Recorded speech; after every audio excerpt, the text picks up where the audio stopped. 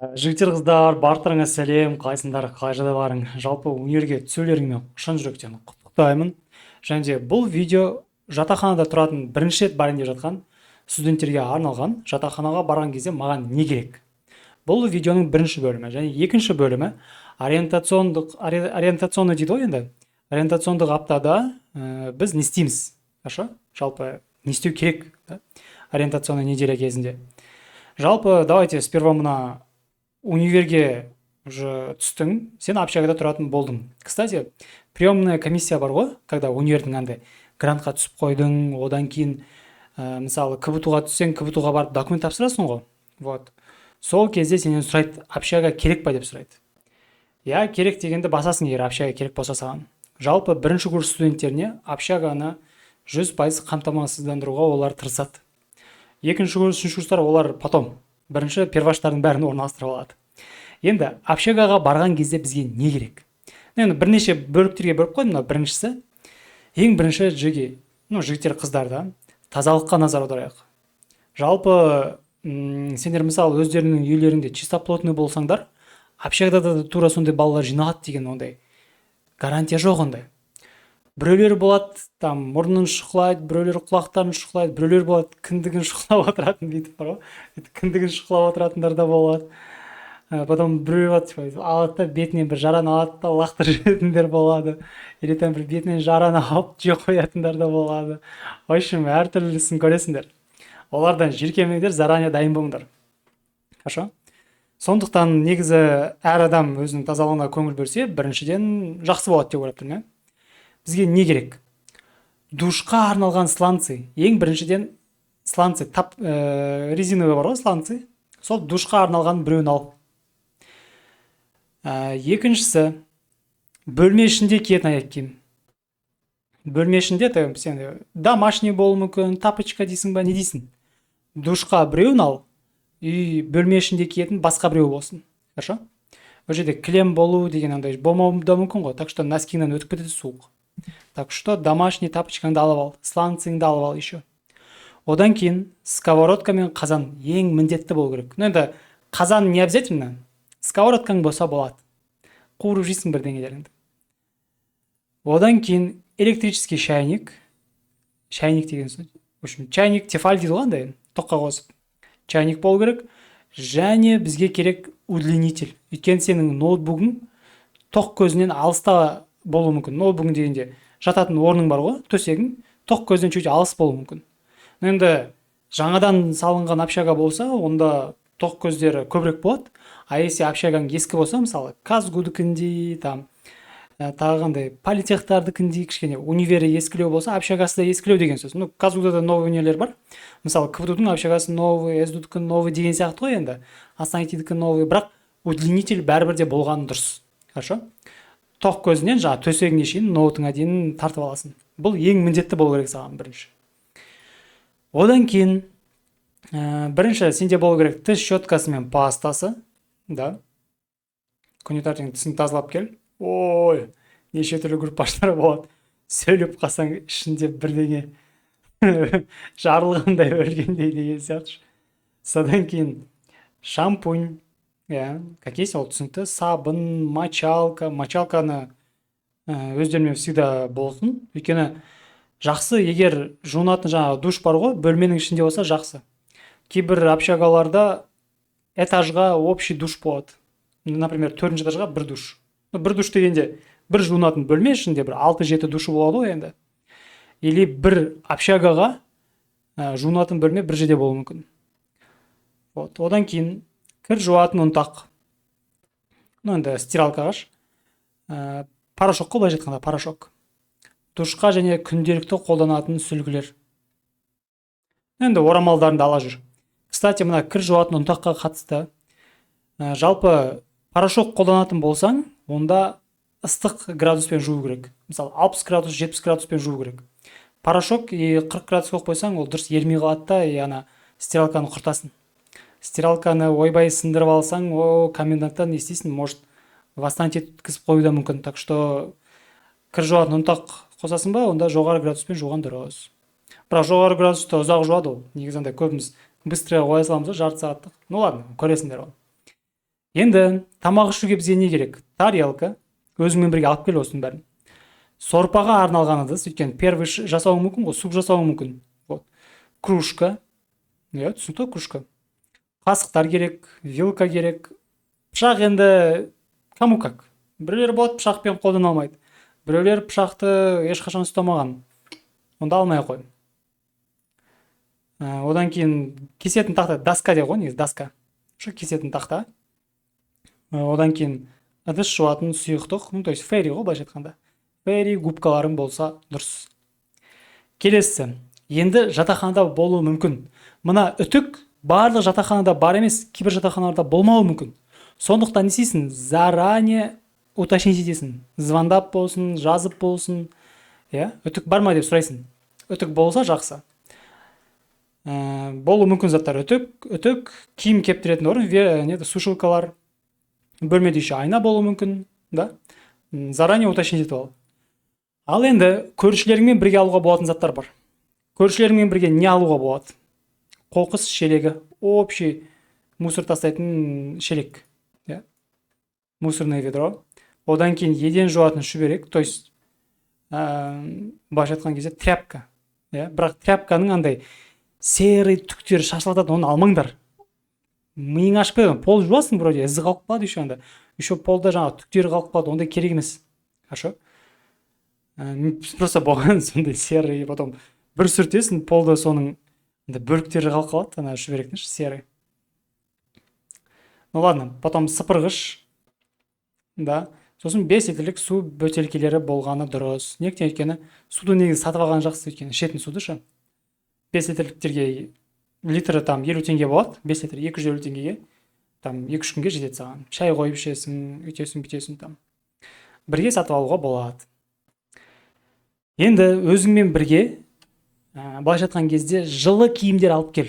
Ойбай, мен жазда баратырмын, августта күн ыстық деп тек қана футболка шортылармен барма. Кстати, шортымен кіргізбейді да сені универге. В общем, жеңіл киімдер көп алма. Жылы киімдер алатын бол. Нектен? Өйткені сабақ басталады сентябрьде, и күздің суығы тез келеді.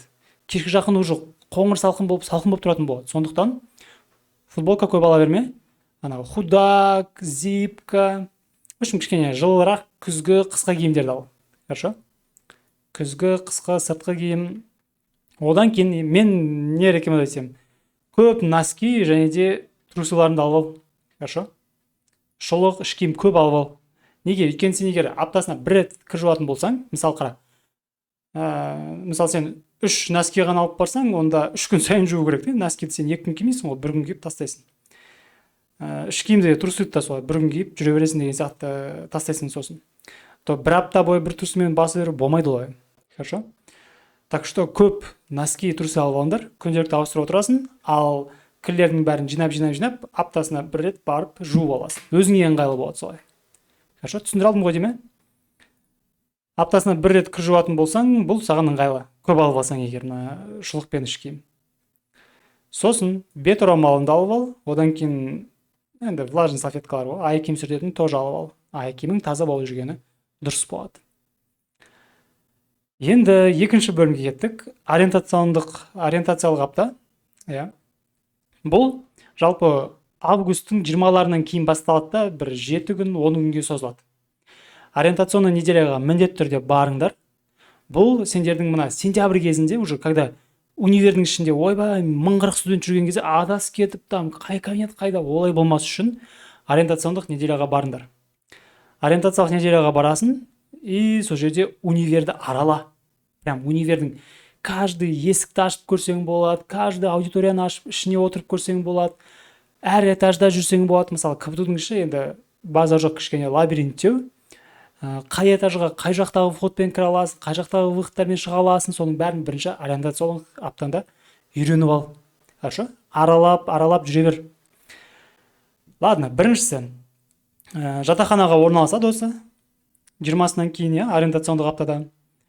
Одан кейін не болады? Әскери есепке тұру. Саған не керек? Приписной керек. Приписнойды қалай аламыз? Менің өзімнің телеграм каналымда айттым. Посттарды қарап отырыңдар, хорошо? Егов мобайлдың ішінде скрин жасап жіберсең болды соның өзі. Одан кейін факультеттен факультетпен танысасың, және менторлармен танысасың. Жалпы өзі ментор деген кім? Это былайша айтқанда как екінші, үшінші курс студенттері, который өз еріктерімен сендерге ақыл кеңестерін береді, сұраған сұрақтарыңа жауап береді, иә. Менторларыңмен танысасыңдар. Ол сендердің как старший брат қой, старшая сестра. Хорошо?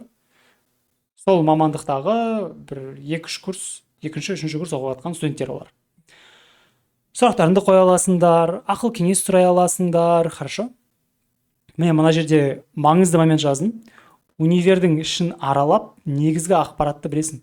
В общем, универдің ішін араласаңдаршы көп. Осы ориентациондық аптада универдің ішін аралай бер. Чтобы сен ертең сентябрь кезінде көптеген студенттер келеді барлығы, екінші курс, үшінші курс, төртінші курстар келеді. Солардың арасында адас қалып, кабинетіңді таба алмай жылап қалмауың үшін. Хорошо? Содан кейін клубтар жәрмеңкесі болады. Мен өзім клубта болдым, Enactus деген, бірақ енді Enactus'тың достарды табасын да. Бірақ негізі тегін жұмыс күші бұл негізі. Тегін жұмыс күші. Былайша айтқанда тегін жұмыс жасайсың бұл жерде. Енді клубтардікі әртүрлі. Сенатқа кірсең болады. Немесе студсовет дейтіндер бар, соларға кірсең болады. Сұңқар деген бар. Жаңа мен айтқан Enactus деген бар. Немесе андай актер, актрисалардың өзі бөлек жинап бір какой-то бір клубтар бар тоже. Клуб дегеніміз не? Өзіңнің единомышленниктарыңды табасың ғой. Достар табасың жаңадан. Клубтар қызық негізі. Бірінші курста тоже стоит. Бірақ со временем түсінесің, что, что-то уақытым кетіп жатыр дейсің да, потом шығып кетесің әйтеуір бір кезде. Жарайды. Олар түрлі іс-шаралармен айналысады, бірдеңелерді ұйымдастырып сөйтіп жүреді, шағын концерттер жасайды. Кстати, КФТУ-да еще осындай клубтар мысалы существовать ету үшін, олар кейін организовать ету үшін бірдеңелерді оған ақша бөледі. КФТУ-шы. Ол ақшаны қайдан алады? Ол ақшаны студенттерден алады. Взнос деген бар. Жылына 10 мың, 4 жылға 40 мың теңге. КФТУ-да 40 мың теңгені бір рет төлейсің сондай. Студенческий взнос дейтін бар. Ол ақшаға кейін андай Наурызды ұйымдастырады, жаңа жыл ұйымдастырады, там бірдеңелер ұйымдастырады сондай. Оны төлемесең де болады. Ештеңе болмайды. Төлемесең просто ондайға Наурыз болып атады, там тегін Наурыз көже ішіп атады, тегін бауырсақ жеп атады, а сен жемейсің просто. Жеуіңе болады әрине, бірақ кезінде оған ақша берген жоқсың, онда жемейсің деген маған. Бірақ осы жерде сбор ақша жинауы мүмкін. Хорошо? Вот. Одан кейін сен не істейсің? Бірінші ориентациондық аптада сен еще ағылшын тілінен диагностикалық тест өтесің. Барасында ағылшын деңгейіңді көрсетесің. Сол деңгей бойынша сені бір ағылшын тобына жібереді. Бірінші семестрде ағылшын оқисың ғой. Сол жерде өзінің деңгейіндегі балаларды құрап береді. Мысалы, сенің деңгейің егер преинтермедиат болса, онда преинтермедиат тобына барасың ағылшын тілінен и семестр бойы солармен ағылшын оқисың. Егер сенің деңгейің АП болса, онда АП-лар жиналған топқа барасың и олармен бірге ағылшын оқисың семестр бойы. Просто, например, Principle of Programming, жаңа C++, Вышмат дегендерде басқа пәндерде группа жоқ КФТУ-да. Группа болса ағылшын тілінде болады. Хорошо? Қалған кезде де потокпен отырасың. Ладно. Еще орыс тілінен тест өтесің. Бірақ негізі орыс тілінде бар ғой.